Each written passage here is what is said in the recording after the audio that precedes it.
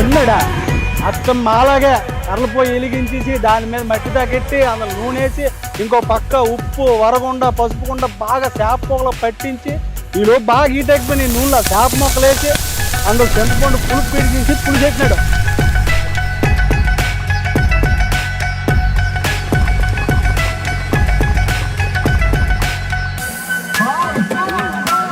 బాగుందండి.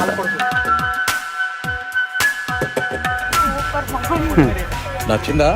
కొంతసేపుడికి మూకుడు తీసి సలసలసలు మరుగుతున్న పులుసులో కొత్తిమీర వేస్తుంటే అబ్బా ఆ వాసనకే నోరు ఊరిపోయిందంటే చాలా బాగుంది.